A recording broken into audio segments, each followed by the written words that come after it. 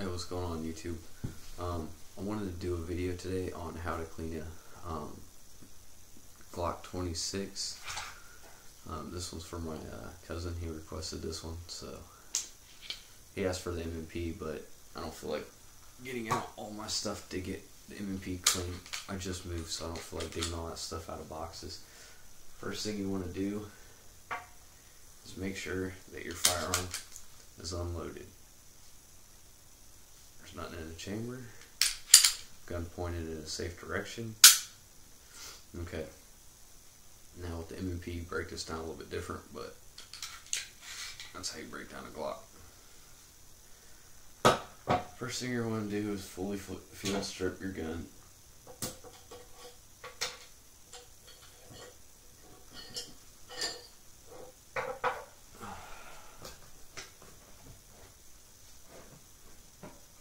The reason I'm not doing my M&P is my M&P is a 45, and I'm not exactly sure where my 45 bore snake is at right now. So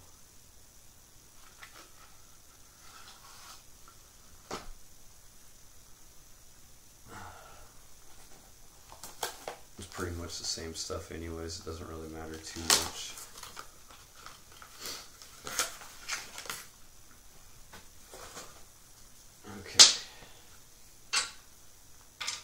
Once you've got your gun fully field stripped, the first thing you're going to want to do is run your bore solvent down your bore. And I'm doing this off camera just because I've got a pop can down here for this to drain into.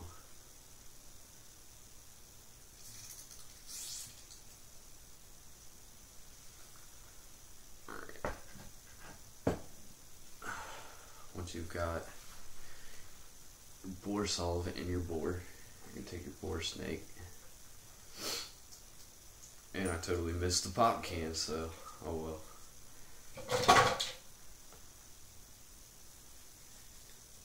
What I do is I pull this through. I get it past the wire bristles on there, and then I just kind of pull it back and forth a couple times so I don't have to run the bristles through it again. And it's okay to do it with the bore snake. You don't want to do that too much with a cleaning rod. A bore snake is pretty much just like using a patch. I love bore snakes. Bore snakes are the best way to go. It makes cleaning it so much faster. And I got the bore nice and clean. Let's see if you can see that on camera. Nice and clean, no excess oil residue in there.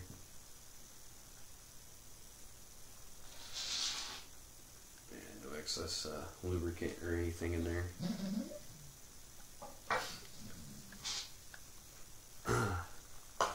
I use brake-free CLP as my lubricant of choice. It's a good cleaner and lubricant.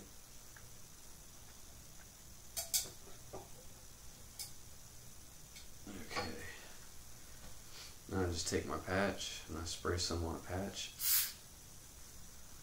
I got a little bit much on there, but that's okay. I'll just run it on my spring.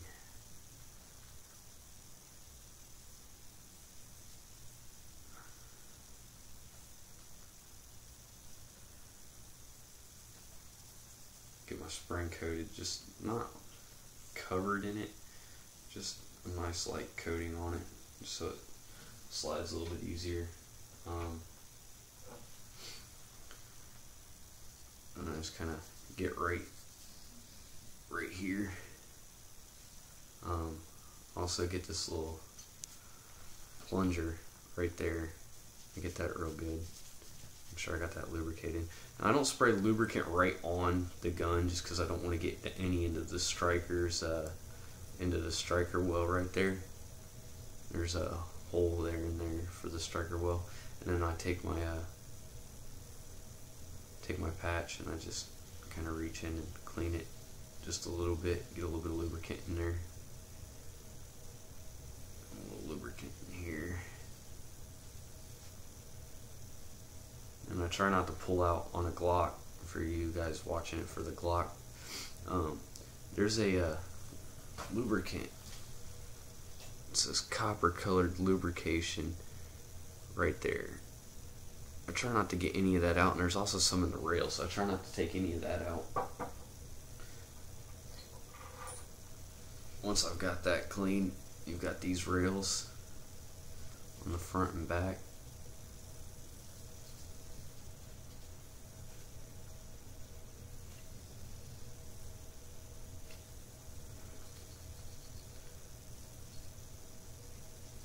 Clean right here, just get a little extra lubrication right there on that.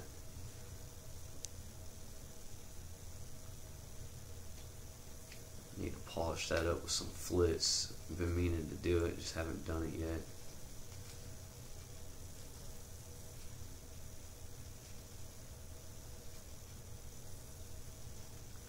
I don't over oil my guns. Some people totally over oil their guns. I try not to do that. Trying to get off some of that excess lube right now.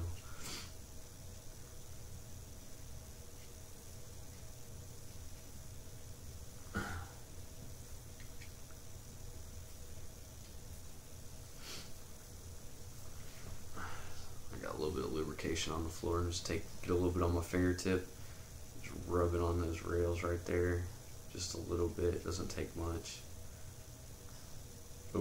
Over lubrication is not your friend.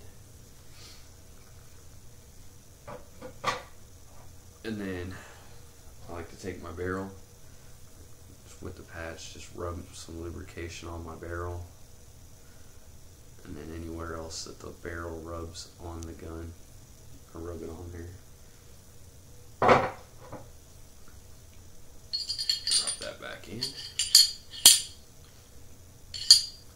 Put a little lubrication right down here on the, sorry, I'll show you guys that, just right on the top of your slide on the inside. I just get a little bit of lubrication down in there, right there where the top of your breech is going to rub inside of that.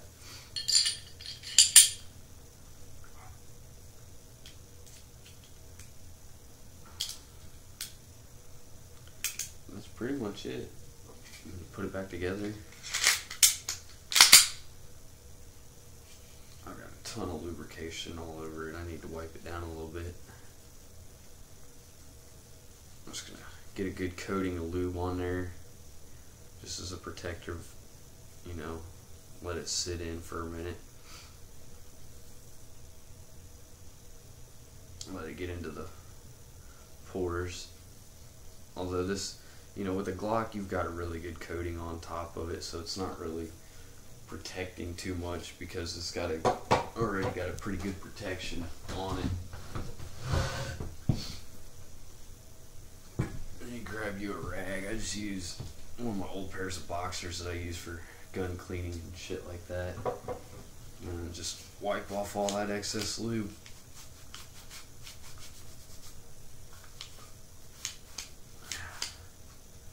On the outside of the gun, get it all off your polymer.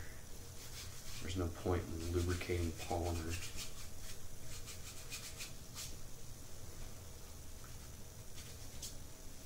Just wipe it down real good and get all that excess lube off. And yes, these are clean boxers. I'm not getting my ball sweat back all over my gun or anything like that.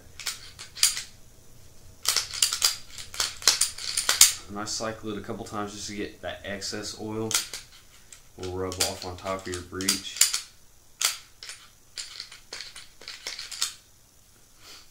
It always catches right there on my breech, the very top, right by the opening. I just wipe that off. That way when I stick a gun into my holster, I don't have a ton of excess lube in my holster. And then another good thing to know is always, you know, kind of wipe your sights off a little bit. They get a buildup of powder after shooting it and whatnot. You know, just get all that excess stuff off of your sights. Make sure they're nice and clean. But that's pretty much it. That's how you clean a gun. And then I reload mine because this is my everyday carry gun. This thing's always in my holster, so reload it, stick it back in your holster, ready to go. Hope you found that video informative. It wasn't really too in-depth on anything. It's not really hard to clean a gun. Some people overdo it. I look at it like you don't really need to go too much in depth on cleaning. You can't over clean a gun, but some guns you don't really need to clean them that much. A Glock, you can fire a Glock a lot without cleaning it. You can fire an M&P a lot without cleaning it. I like to keep my guns clean and in working order, but that's pretty much how I do it. Thanks.